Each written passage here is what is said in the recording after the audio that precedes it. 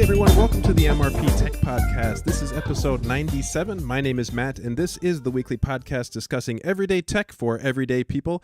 I've got a really great show lined up for you today. I have a very special guest who I've been looking forward to getting on the show here to talk about some different topics and a little bit about some technology he uses in his field. Before we get into that, I would like to talk about a couple of things coming up in the next few weeks. Episode 100 of the show is coming up. We're going to do a live show probably during the week of June 10th, and everybody is invited to join us there. You can even come on the show and talk to everybody. We have some special guests as well that are going to come on the show. And with that episode, we have a giveaway that we are producing for that episode. And if you go to mrptechreviews.com, you'll see the new MRP Tech Reviews or MRT Tech Podcast t-shirts that we're giving away. They're very nice. It just came in yesterday. And you can also join us on our Discord chat server. Before we begin, I just want to give us a little bit of an introduction to our guest host. Chris Bresett is the team leader for Champlain Valley Search and Rescue.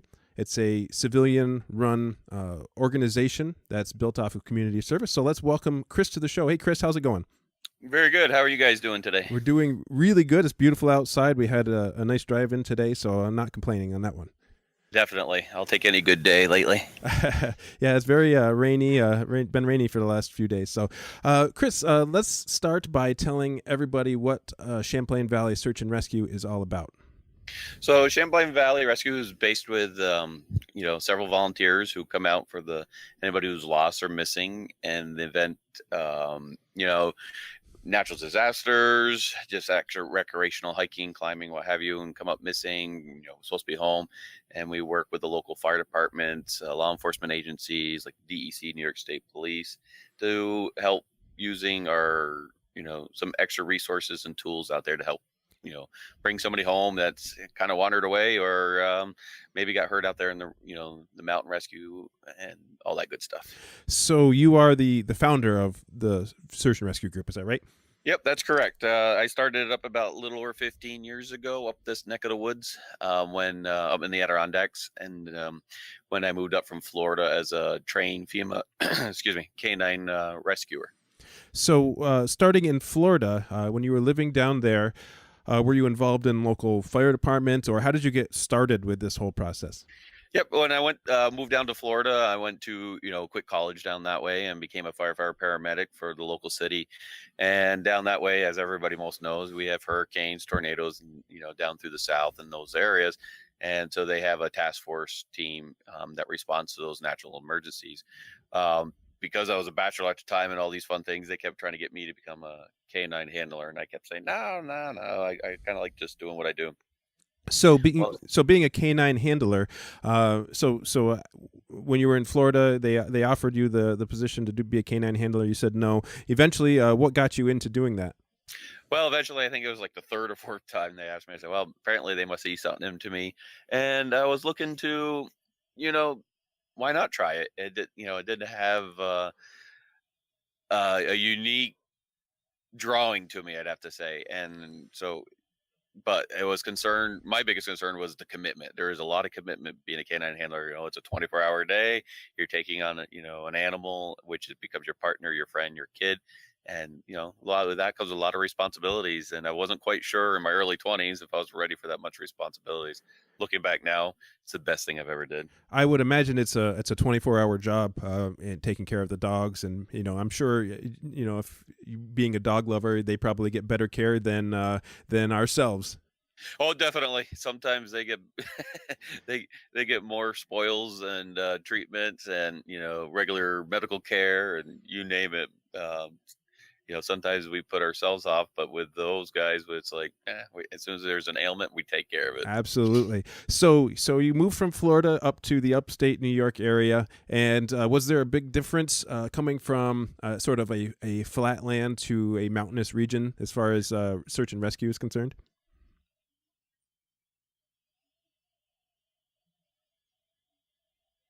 Stuff, but not very much. It's a lot more sandier. Definitely a lot more poisonous things out that way, a lot of swamps and stuff. But for the most part, it's a dry, landscape, a very humid air. It's very unique. And so yeah, so we would be searching out that area, like say, like if we had somebody going missing, it's a very soft gravel or sandy, and then up this way we have everything from rocks, roots to mountainous, and it's almost like an agility course to get around our mountains up this way. So it's a night and day difference between the two. Great, and let's talk about your partners. You have some canines that you work with, whenever you're called out. Um, what's some of the advantages of using canines with your type of group? So what's nice with using canines is the fact that and, it's a tool. Usually they can be very successful if used early enough and in the proper locations if we can. So having a kind of like a last known area where somebody went missing is very key. And so we have everything from air scent to human remains. And our air scent guys are open area dogs. They look for everyone and anyone in a certain general area.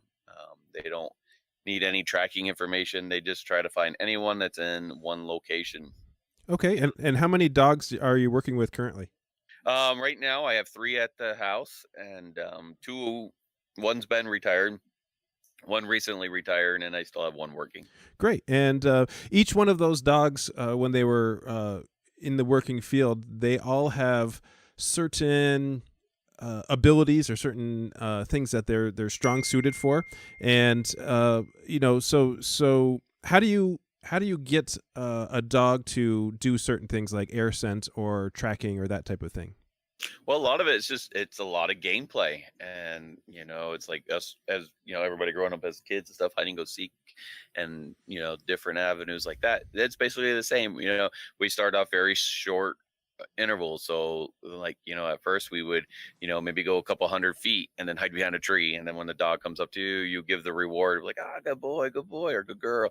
And, a lot of play drive. And then you just keep extending it a little bigger and a little farther and, a little harder. And then, then you add some obstacles in the way. So maybe like, some, and, couple go through a junkyard and you hide people in cars or, go to an old concrete facility where you could hide in different cracks. And in the wintertime, which we have up here, like 10 months out of the year, yeah, we'll hide in, snow banks. And, we try to keep them almost as cute, confused, but non-boring, so anything that we can use to our advantage is huge. Now I know if it's anything like my dog's a husky, and he has a drive, and his drive is I want to pull things nonstop. And I'm sure those dogs have the basic instinct. And if you make it a game for them, they just want to work. They want to do what they do, and so you have to kind of figure out what they're good at and what they like to do, and then turn it into a big game, right? Oh, definitely. And that's all it is. They just want their reward toy. They want that praise from us and, the handlers in general. And, so they're just out there to please, the person that they work with, so like with my guys, it's all about pleasing me. I give their commands. They get excited.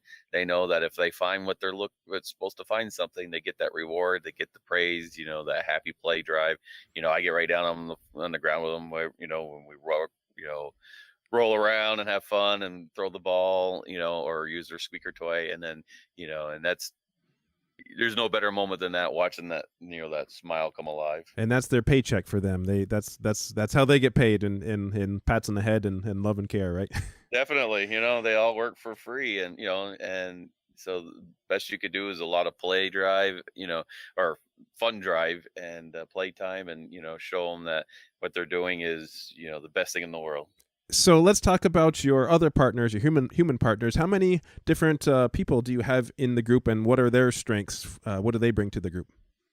So right now I have around 12 members, and I've been up as far as I think 38, just shy of 40 was my highest level. A lot of times after major disasters, we get a very influx of membership, and then over time it dwindles. But right now we have around 12 members. That's been with me almost the whole entire 15 years. And they rate everything from a technical rescue specialist, where they would be, climbing, rappelling, swiftwater rescue, if you will, to canine handlers and everything from logistics. So some people just take care of logistics for keeping track of equipment that we're using for the searching, inventory of members of who's on the search scene. So you got to check in, check out, make sure we don't. At the end of the day, everybody's back, and then we have some guys that run just the radios and our mapping program. So just like the dogs, everybody has their strong suit that they're good at, and they all provide something different for your organization. Definitely. Yep. I try to find that knack of what works for everybody. Some people don't want to be in a vertical rock climb situation. Some don't want to walk 20 miles back in the woods. And, so I try to find a job for everybody. And there usually is. And, some guys want to hang back with the radios and just be communications, where others, like myself, don't mind being in the thick of things. And then it's all volunteer work. This is a nonprofit organization, right? Yeah, we all do it out of the kindness, our help, out of our heart for the local communities. Okay, so that's a really kind of a neat thing, and that's one of the things that I'm trying to do with this show is talk about tech topics as well, but also bring in people that are doing really great things and what are they doing with things. And a little bit earlier we talked about urban versus our rural area and rescue, that type of thing. Let's talk about some of the I don't know, what do we call them, certifications or special abilities that your group has, and I know you have many certifications that you're qualified for. So let's talk about some of those. Yeah, so getting certified and training over, I don't know, 20 plus years I've been doing all this is amazing. Everything's always evolving, things are getting better, so you got to constantly train.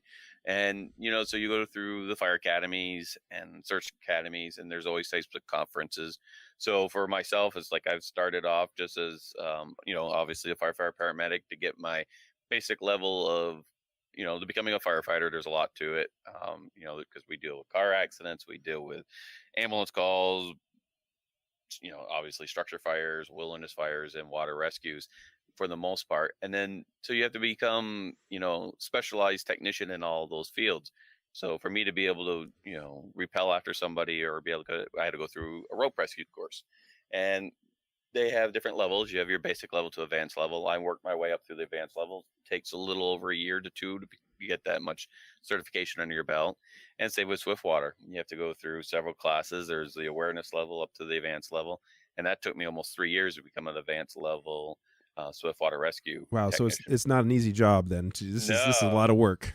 Yeah, it is. And and the hard part sometimes is they don't have the training locally. So you got, on top of the trying to get all your training, you also have to do a lot of traveling, and it could be pretty tough sometimes. You get dragging yourself out of bed in the morning like, oh, I gotta go swim all day long again, or I gotta climb all day. But and a lot of people don't pick up on that when they at an emergency scene or in a special area. They just see everybody kind of working. They don't see all of the man hours that goes into getting those certifications, the hundreds of hours of work behind the scenes.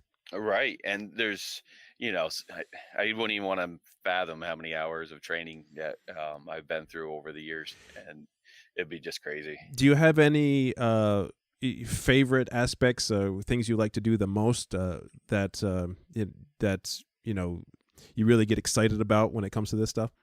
I think some of my favorite stuff that I enjoy the most is the techno rescue side. Anything that's on a vertical challenge on a rock somewhere, and where I either have to rock climb it or rappel down, is probably one of my biggest highlights. I'm a big mountaineering guide also, but I'm also a big rock climber. So anytime I can get a chance to go out and rock climb, and how yeah, I can see that. It's being out in the mountains is nothing greater than that. No. How do the dogs handle when you're having to do these rappels off of 100-foot cliffs and that type of thing? Well, it's a learning, they got to learn how to do it also. And, we put our dogs through everything that we have to go through. So you never know if you get into a spot where you might have to rappel down to a work area. So we developed our training courses. We bring the dogs with us. If we're going to do rappelling, they rappel with us. We got to be on the water in the boats. They come with us. So, if we go whitewater rafting, they come with us. And so we've always felt they deserve, and granted, they got special, harnesses and life jackets just like we do. So they're well protected. Some people get a little nervous when we talk about it, but, we take ultimate care of our dogs, but they adjust. And then the more confident they get into it, the more that, you can see they're having just as much as we are. Oh yeah, definitely. And when you well, for those who are listening, Chris comes around to all local schools. He works with elementary students and high school students, gets students involved in community service. And when he brought one of his dogs, Inca, this week, you could tell that Inca was well trained, just a lovely animal to be around. The kids all got a chance to give Inca a pat on the head afterwards. I mean, the dog really understood he was there to work, or she right, Inca. Yeah, she. She, Yep. I want to get that right. She was there to work, and she went around and worked the crowd just like everybody else did. So they do a great job. The dogs are well adjusted, and let's talk about some other aspects locally that you do. You have some tower climbing certifications, right? Yeah, and that's something that started, trying to remember now when we went, probably a little over 5, 6 years ago, almost, well, closer to 10 years, they started the windmill projects out in this area, and cell phones are becoming more available in this area. And for a while there, we didn't have as the communication network like we do now, and then that brought towers, and same with the windmills. I think we're over 200 now windmills, and are within 20 minutes from my house. And with that brought a new level of rescue, if you will. And so a bunch of us got together, of the task force team that does the technical rescue for the county, got together. It's like, look, we should be prepared for us. So we've all went through tower climbing, tower rescue, how to understand, what electronics could be on a tower, how to shut a tower down for our safety. And, same with the windmills. There's a lot of maintenance crews that work on these, there's always being cleaned and serviced. So you ever have a medical emergency, we felt we needed to learn how to facilitate said rescue. And that was probably one of the more interesting ones, because you take them for granted. You see them out in the distance, you're like, oh yeah, that's just a tower.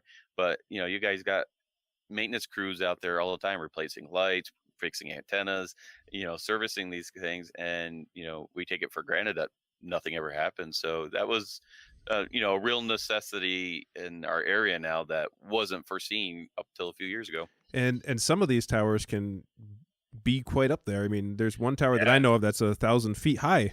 And it's pretty crazy. yeah, yeah, it is. And you imagine having to climb all the way up, to get a rescue, and bringing the gear up to bring the rescue, because obviously you got to bring the ropes and everything up. And that's could be a really challenging day. And you got to be physically fit in order to do that, I would imagine too. Yeah, definitely. So one of the stories that I want to share was a story that you told earlier this week at our school that we worked at. You were talking about swift water rescue, and one of your search dogs is a cadaver dog and does a very good job on land. But when it came to searching in the water, you had to do some unique things to get the dog to be able to pick up scents in the water. And so as you're working your way down the river, back and forth and upstream and downstream, how do you get the dogs to pick up things that might be under the water?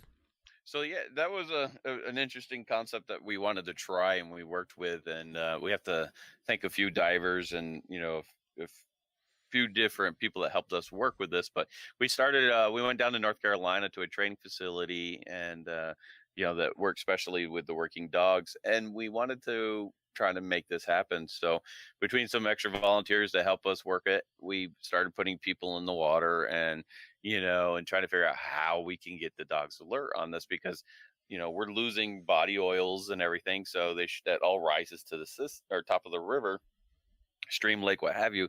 And basically we just had to get the dogs to figure out an alert for us. So a lot of people are like, well, I don't understand how it works. So I always use the analogy of, all right, you take a gallon of milk, you put it in the water, it sinks, you pop the cap off, the milk has body fat, or fat in the milk, and it rises. And as the milk goes downstream, it leaves a trail. Well, that's basically what we are doing under the water. The bacteria that's inside of us will bloat and release this bacteria and oils and gases that will rise to the surface. So once we got that theory down, now we have to make it happen with get the dogs alert. And it would actually work a lot faster than we thought it was going to. Really?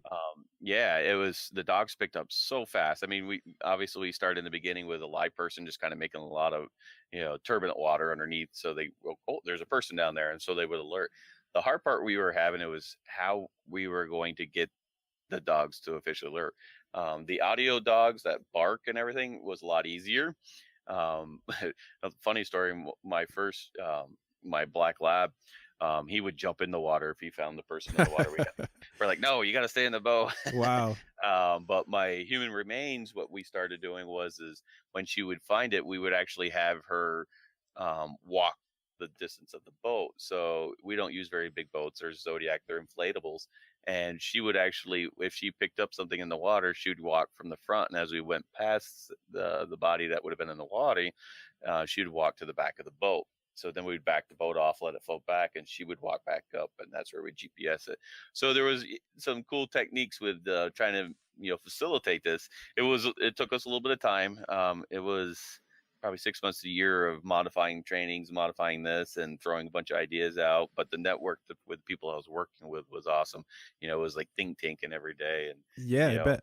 So the first time you had to put this in action, or one of the times that you had to put this in action, the dog alerted and something was found really deep in the water. You want to tell that story? Yeah, definitely. So we have a huge lake up here called Lake Champlain. It's very deep, and we had a canoer up in the northern section go missing in the water, and we were grid searching with the Coast Guard and the state agencies that were up there with our boats and everything, and we're just slowly gridding. Well, all of a sudden he alerted on it, and he did what he was told. Went from the front of the boat to the back of the boat. We reset. We tried it again, did the same thing. So we GPSed it, and the divers came in. They ended up finding the patient, and he was just about 38 feet below the surface, and we were 16 feet off the GPS marker. And it was one of that, wow, it actually worked, and we were able to bring somebody home. And but to be that far down, I would have never guessed it. And and only be really, if you think about it, 16 feet off is nothing. And that could have, and they could have moved that direction in the process of waiting for the dive team to show up. But that was a pretty rewarding pat in the back, if you will. Yeah, I bet that really was. So in this case, with this particular case, you're using one tool, the canine, and you're also using another tool, a GPS marker. So let's get a little bit more into the technology-based stuff that you use when you're using search and rescue. So you have a GPS marker. You mark the GPS. Is this a handheld device? What kind of device is this that you're using? Yeah, most of us on our team are all handheld. Some of the boats and stuff that we utilize might have some in there, but most of my team, we all use the same GPS unit. It's a Garmin 60 CSX handheld, runs off 2 AA batteries. We usually use the lithium batteries in it, so it lasts longer. But yeah, it's been a tried and true GPS for me. How do those GPS hold up in like the extreme weather changes that we have up here? Surprisingly well, because obviously up here, as you know from being up here, the weather changes in a flip of a switch, and you never know what's going to happen next. And so one day it could be 50 below zero, and the next day it could be 85, And you're not lying on that. no, no, and and then we could have 10 feet of snow, and then rain for 3 weeks. So my GPS, believe it or not, I mean it's due to be upgraded. They don't make this model anymore, which it is painful for me because I love this model, but everything upgrades with time. But the screen's pretty scratched out, but it's been in every incident with me, from swiftwater rescue, technical rescue on the side of a cliff, and disasters to just the normal walk in the woods. And it's about 10 years old, and it still works true to today, and it's just been a remarkable piece of tool. So they're even pretty rugged, even when you're rappelling off of cliffs and that type of thing. Oh yeah, I had it fall off on a rappel situation. I thought I clipped it on better into my harness, and ended up just clipping it to an open piece of one of my lanyard ropes on me, and it slid off. Fell down about it was probably 105 feet, and I'm like, oh, there goes that one, and we got down there, and surprisingly, it landed in the perfect spot, because I think if it would have hit another rock, it might not have survived as much, but it still survived after a 100-foot drop with not even a crack on it, and that was kind of one of those where, oh yeah, this is good. So this is a tool that really anybody should have and should use when they're out, not necessarily just for emergency services, but if you're going out in the mountains, you probably should have some sort of GPS device to keep you safe. Yeah, definitely. And it's a tool. It's just like everything else, but learning how to use them are awesome. There's a lot of games where with new members that are learning how to use GPS, I have them do the geocaching game, and basically it's a treasure hunting game, but you're using your GPS. It's easier now with your phone, but I have everybody use their GPS students. But gives you a chance to use them. And the biggest thing with them, or the only downfall, is they are battery operated. So having a backup compass and map is big, or at least bring extra batteries. And geocaching is a cool topic. I've tried to get into it a couple of times, but at one point in time I had a phone that the GPS wasn't working really correctly on it, and I just love the concept that people go out into these areas that are less traveled and they hide items, and they tag them with the GPS, and everybody else has to go find them. I just think that's such a cool concept. When did you get into that? Yeah, I got into that probably. Oh my God, it's been a long time. Well over 10 years probably, and my downfall is I have a hard time coming back to my computer to log them. I had more fun just going out finding them, and then I was like, oh man, I should log them in.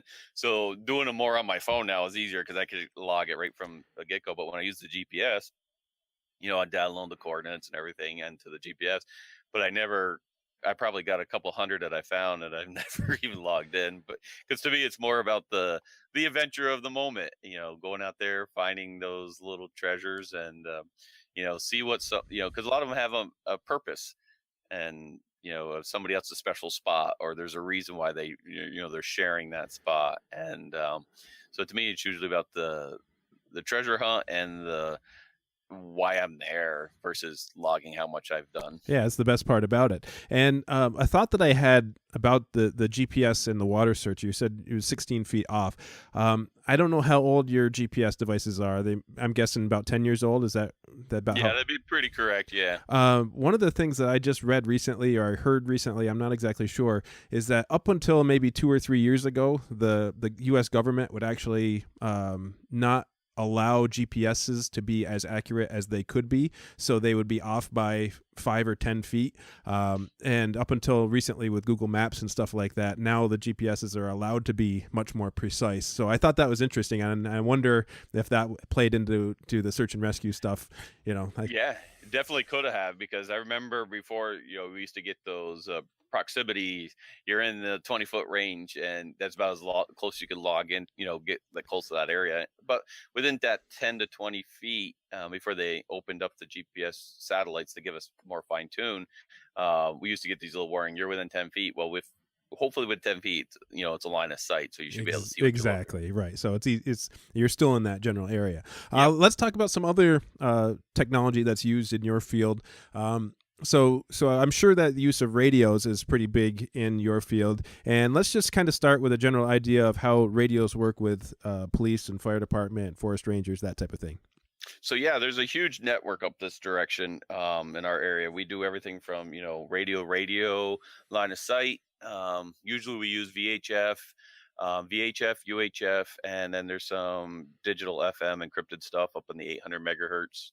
But most of the law enforcement, the DEC rangers, ourselves, we use the VHF. We're in the 150 range for frequency wise. The fire department uses a trunk system. It's a Motorola P25 trunking system, if I will, and which is a complex system. That trunking system it's amazing. I personally think we're in the wrong area for it, because it's a digital versus like an analog. So it's that straight line carrier doesn't go around the mountains and terrain that we deal with, where a VHF UHF could bounce and And I believe in one county locally, they've spent almost $11 million setting up this whole digital network. Yeah, and it's huge. And it's when you have those digital trunking networks, the key is having a lot of towers. So, and every tower is, could be $1 million to set up. Yeah. So it's expensive, but it's, it's nice. I can't shoot it down completely because it does work when it works, but I find there's a lot of dead zones, Exactly. and they're working through that. I mean, unfortunately, they get their budgets or allocated funds for it, and they work as far as they can. So Exactly. and each year gets better and better, and so when it first came up, it was kind of like, wow, this is horrible, and after almost 20 years of 15 years of being in service, I've noticed each year gets a little better, and they're trying to close in those dead gaps. Same with the cell phone companies when they first came out. Basically the city of Plattsburgh was the only spot you could use a cell phone, and a few spots here and there if you're lucky enough to get like New Vermont Tower, or be down at the beach, like, oh, it works great here. But but now there's probably 80%, 85% coverage up here, which is amazing compared to what it used to be. Now, the downside for people like me who are nosy, or I guess I would say just interested in scanning the airwaves, we can't hear those frequencies anymore because it's all encrypted now. And what are your thoughts on that? Well, I have I'm the same way, as like I like to kind of hear what's going on, and the networks, and especially if there's a possible chance of being called out for a rescue, I kind of like to get early notion of it. So like I have my scanner and my radios on usually all the time listening. But yeah, with the encryption, it's not so easy. It keeps things a little bit more protected for the people, and with the HIPAA laws, it's it's good for that. It keeps people knowing about your neighbors, if you will. Exactly. And Things have changed quite a bit over the last 10 years, and yeah, people's privacy is a big thing, and hope and we all understand that, and I'm sure you being in fire and everything like that, being a EMT, you totally get that side of it too. I do. I do.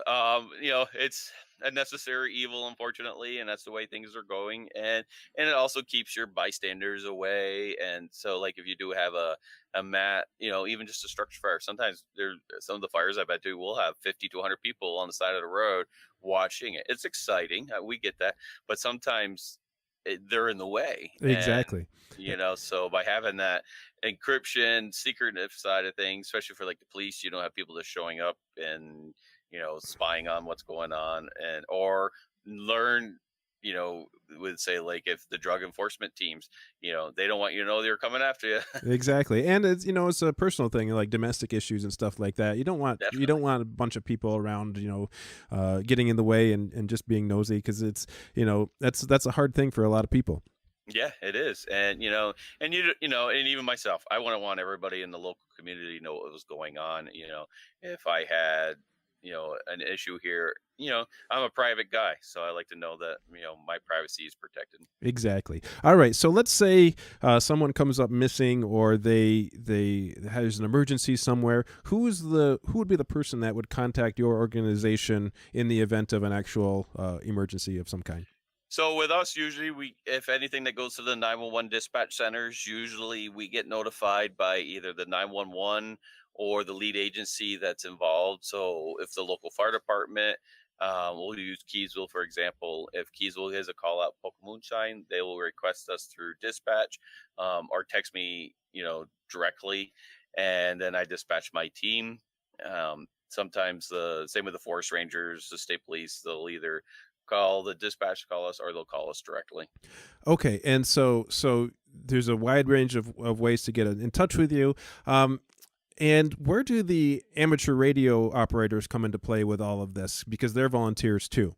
Right. Yeah. All our radio guys are all volunteer, and what they do is, obviously you got to go through some training, and there's a lot of online learning, and then near test to become a ham radio guy. But that became huge for us because we every so often you get a wide network of power outages or whatever. Um, Sometimes you got to fall back onto the ham radio world. So we have a races group of guys up this way that event emergency monitor radios. I happen to be one of them, and we set up these little network systems to be able to communicate back and forth, either at firehouses, local hospitals, like what you guys set up at school. Could be all these nice little shelter radios or emergency communications that event that we lose everything. A lot of these radios can be easily ran off a 12-volt car battery for hours. And so Is there an example of a time there may have been someone who was out of network, out of service type of stuff that you had to go look for that the amateur radio operators were able to help you out with? Yeah, a couple times, by being able to, if we say like we're out in the field, we were up in one spot in the northwestern, up near the backside of Tupper Lake and Piercefield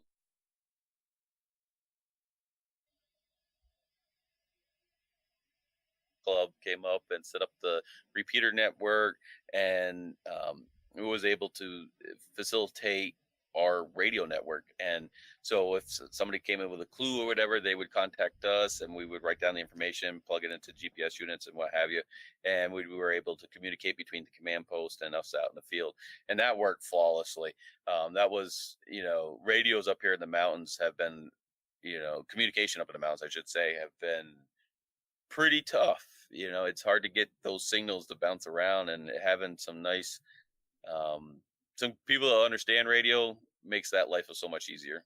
And especially with an area that's way out in the middle of nowhere that has absolutely no service, that is just no cell phone service and hard to get to. A lot of times you're out of the repeater ranges, and just so having that link with the amateur radio operators keeps you connected to the rest of the world, so to speak.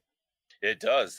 And now even that world is becoming so amazing of what you could do. You get repeaters and you could talk to anybody on the East Coast of the world if they're all hooked up to the right networks. And, before you had to be at just an, HF radio handler to be able to talk long distance.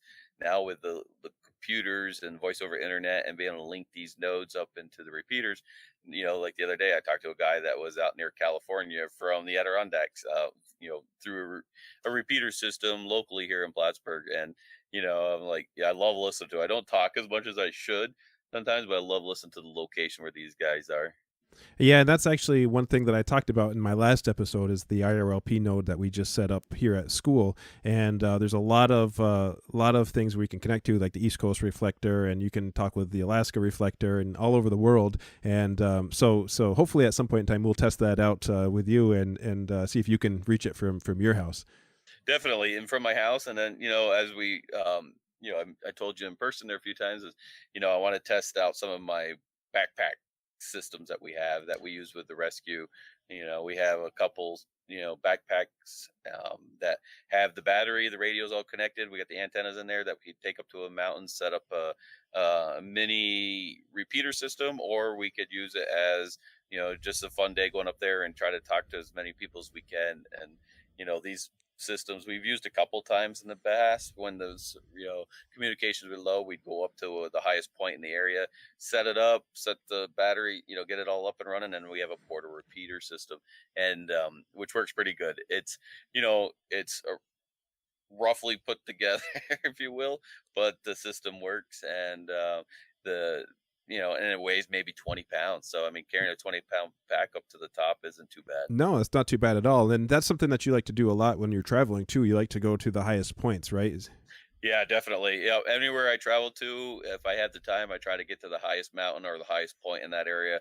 And, it's just is one of those little things. Everybody's got their little niche when they travel. Mine is oceans and high points. Hey, that's that's the best way to do it. You get the view and you get the beaches as well. So can't complain there.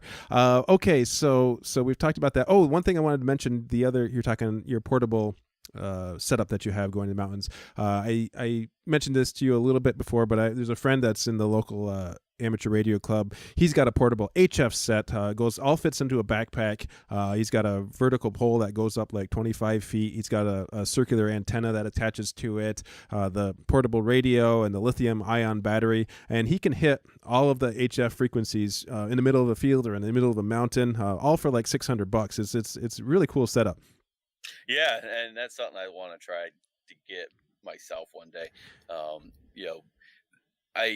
The repeaters are awesome, but as long as you can get a good carrier to the repeater, you're connected. But HF, just being able to bounce off the isospheres and up that way, and especially some of those backpack HF rigs are 5 watts, I think 510 watts, something like that. Yeah, so imagine being able to hit Germany on a 510 watt radio, and just by bouncing and being in the right place, gotta be it's got to be a remarkable time. Oh, I bet it is. And I don't see myself with a huge ham shack in my house or with an antenna sticking off the roof. And, I just never really like the way that some of these antennas look in a house and that type of stuff. So, but having a portable set like that would be more interesting to me, to just go jump in a field somewhere and try to propagate and see what I can come up with. Definitely, yeah. Trust me, I know the antennas. I got 4 of them on mine, and we were talking about it the other day. We got to figure out a way to make those look better on a house. Now, I guess with a lot of homeowner associations, I guess the antennas are a big thing. So they make something called, I think it's called the vent antenna, which looks like a vent coming off of your roof, but it's a VHF, UHF antenna.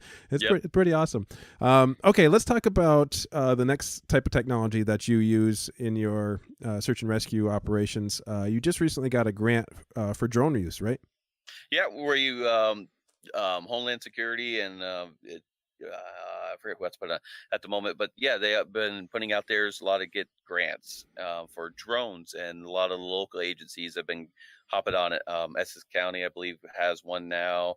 The Rangers have 2. The state troopers have, I think they're up to 4 now, and Wow. we applied for one ourselves, and so we're in the process of going to get our pilot's license for it and be able to hopefully have another tool in our basket, Now, more or what less. what do you have to do to get a pilot's license for a drone? So what I've had to do personally so far is, I'm taking an online course right now, um, learning all the intricacies of what needs to be done to get your pilot license, basically, and then you have to put so many flight hours in, and then you actually have to take a federal test. Now, all of this is because when you are in an emergency situation, or if you're in, whether it's an urban area, it's all has to do with making sure. I mean, if you're using, say, helicopters in the area, you don't want to your drones to interfere or that type of thing, right? It correctly. Yeah, you don't want to fly near airports or, active areas. If it's a search area, you got everything from helicopters to maybe even a few planes. But yeah, so they're a nice tool, but it could be dangerous if used incorrectly, and you don't want to interfere with anything. So, which drone do you start out with instead of getting the really expensive drones that cost thousands of dollars? What did they give you to sort of learn and learn the ropes with? So the drone that I have at the moment, my trainer is from Holystone. It's a GPS HS series. It's got a high definition camera. The 4 blades, obviously, long life battery, and but it has this very similar control transceiver to activate the drone. It's very close to what we're going to be receiving. So between the capabilities of the transceiver, the computer networking that we could utilize with it by using an app or the tablet that's with us, and a lot of the video capabilities. The only thing we don't have on the trainer is the infrared, and for the heat definitions, um, and zooming capabilities. So it's basically just a static, but we can rotate and tilt. But the other one we're getting is going to be a lot more tech savvy, if you will, Yeah, I for can. I never even find. thought about that, actually. I never thought about drones with infrared for law enforcement and emergency stuff. That's Yeah. pretty cool. Have you ever have you I don't know how long you've had the drones, but have you started flying outside of sight, so to speak? I did. The other day was my first out of sight using just a heads up display, and it was nerve wracking.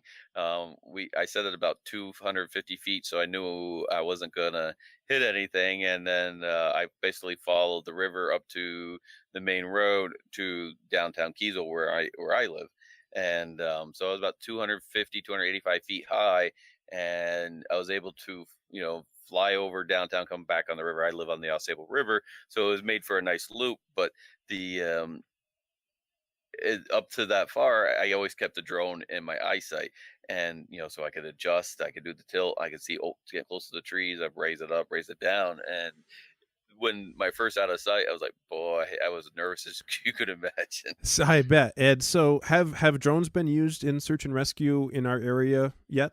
Yeah, the first one that I know of for a fact, when I was there was on the Whiteface Mountain search.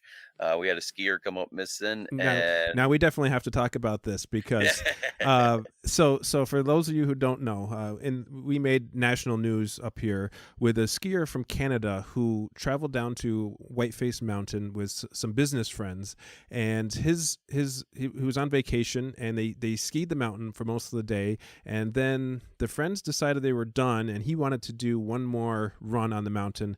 And with that, all of a sudden, he never showed up. He basically just disappeared. And his friends got worried, contacted the authorities, and then a massive search went underway for this particular man. Now, I know you can't say a lot about this, but let's just talk a little bit and generalize, what happened. so yeah, basically what you're saying.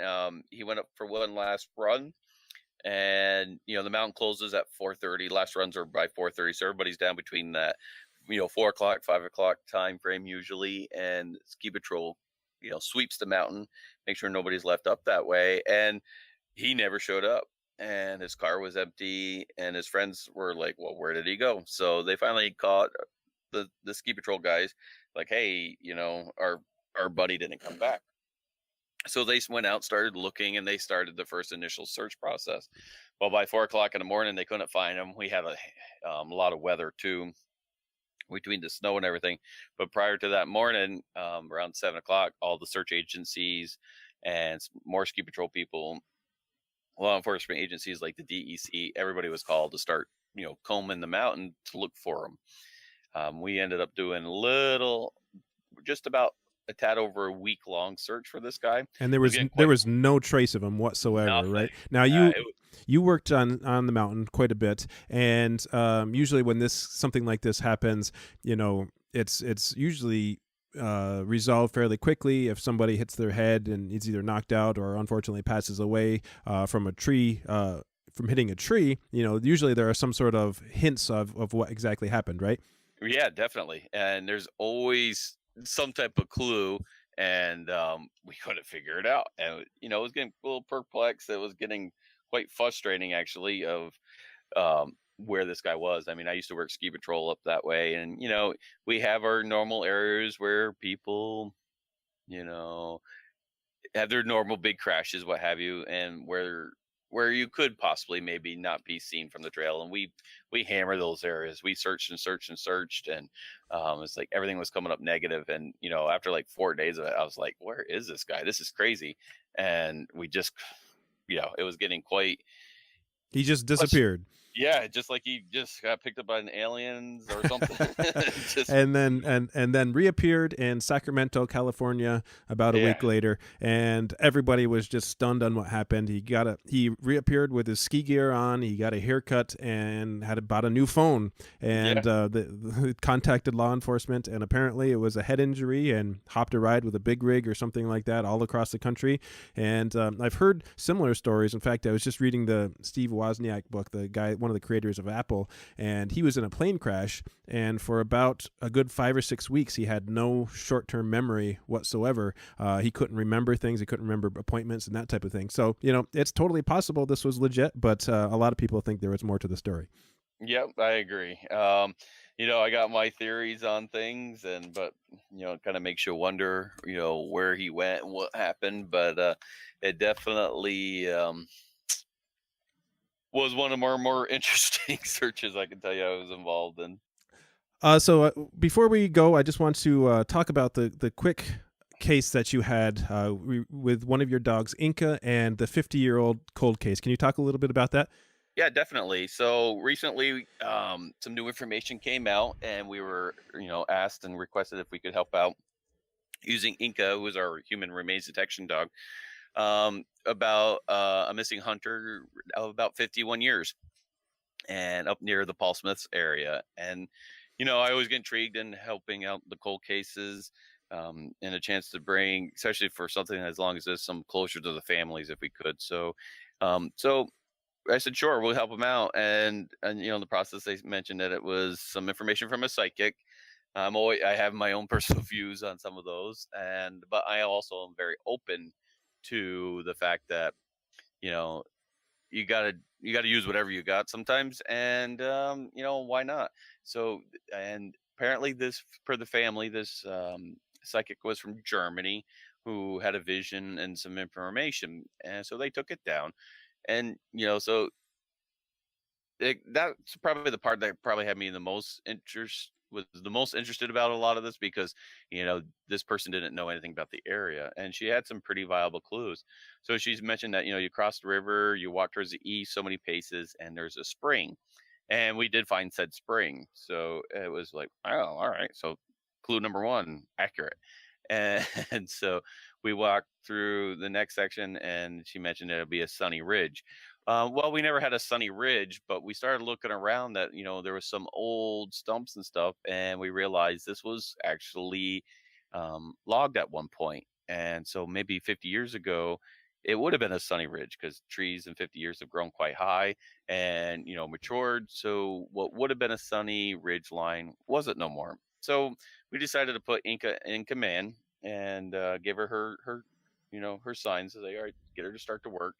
And she started working the ridge line and up on top, and then she actually alerted right on the side of a bank by a tree. And so we brought her back out, we reset her, and we brought her back in, and she alerted again. So this ended up going 5 times. So as of right now, when it's not raining, they have some archaeologists out there digging back, and they're hoping to find something that might bring some closure to this 51-year-old case. And that's absolutely incredible that a dog could pick up something after 50 years. That's just blows my mind. Yeah, it's to every time it happens, sometimes it's like I just want to find something immediately. One other cold case was that she just found some teeth that were left over. So hopefully when they do the scale back, fortunately this body wasn't buried; it was on top of the soil. Oh, So gotcha. yeah, so between animals and what have you, not sure how much is going to be left in there, but the soil would have absorbed all the decomp. So that could have been what she finds. But we're hoping to find something. Well, That keep me posted on it, and I'll update in the definitely. future. Inca just retired, and that would be an awesome retirement. To crack a 50-year-old cold case. Oh my God, So yeah, hopefully that happens. Before we go, let's plug some of your other stuff. Northeast Adventures. What is that? So Northeast Adventures, mountaineering, leadership, outdoor school, if you will. Basically, I've been a mountaineering guide for probably just as long as I've been doing the search and rescue stuff. I'm a big rock climber, ice climber, and survivalist. So when I decided to, when I was up here in New York as basically a fun part-time job, and so to give back also to a lot of the local kids and stuff, we teach rock climbing skills, ice climbing in the wintertime, how to do some slide climbing, navigational skills, survival skills. So if you end up spending a unplanned night in the woods, so anytime you get out there, being an outdoor enthusiast nowadays is getting huge again. And what is the biggest thing as someone who is involved with search and rescue? What's the biggest thing that people need to be aware of when traveling out into the woods? Is the dangers that are involved, and being prepared is probably the biggest thing that anybody can do, is just be prepared for you know I'm not saying you got to carry a 100-pound pack, but be prepared that you might have to spend that unplanned night and the overnights, or having enough food and water to to get you through your day. And even if you don't think, maybe on an average you only drink 32 ounces of water a day, you might want to bring double that, because now you're adding exertion and athletics to your adventures out there. And a lot of people get in trouble for simply not preparing correctly. And I would say that pride has a lot of stuff to do with it too. We've all reached those moments where we think maybe this is too dangerous or the weather's bad. Example: I climbed the highest mountain in New York, Mount Marcy, and got to the top, and a huge thunderstorm was coming up over the backside. So we hightailed it down the mountain as fast as we could before we got into lightning. But a lot of people just have that pride that say that, we don't want to turn around, and then they end up getting themselves into trouble. That's 100% true. That happens more than it probably should. Exactly. So Yeah, it's hard, especially if you travel. I mean, and the same with me. Like when I go out west and climb these mountains, I only have like 4 or 5 days to a week to climb, and sometimes you got to work with what you have. But I've had to turn back on several big mountains, which has been difficult to turn around. But at the same point, sometimes it is what it is. If you want to see tomorrow happen, and sometimes Exactly. sometimes you just got to turn around and go. So what's the best way to get in touch with you with Northeast Adventures and Champlain Valley Search and Rescue if somebody was interested? So to get a hold of us, the easiest way is my cell phone. It's 518-569-8691. I'm a great texter. Sometimes if you leave a voice message, it takes me a day or two depending on how busy I am, but I always return all my messages. And my email is myadventure37@gmail.com. And we got Facebook, obviously. If you look up Champlain Valley Search and Rescue on Facebook, it's on there. Northeast Adventures on Facebook. And you can, post something, text us through those avenues just as much, and we get back to you. Okay, great. Well, thanks so much, Chris, for being on the air. Chris has been a great sport this week because we actually have done this twice. I made a boneheaded mistake, and so this is our second take at the show. So thanks for being a good sport, and we appreciate you coming on the show. Oh, thank you. This has been fun. This has been a learning experience just for me too. So this has been a lot of fun. Exactly. So I'm going to wrap things up here. If you are listening to the show for the first time and you want to subscribe to the RSS feed, you can get this show downloaded right to your mobile devices using a podcatcher of your choice. That will be in the show notes. You can ask questions, comments, or give feedback. You can email me at mrptechreviews@gmail.com. You can check out all the other great shows on the Podnuts Tech Podcast Network by going to podnuts.com. And that's going to do it, everybody. Thanks for listening. We will see you next time.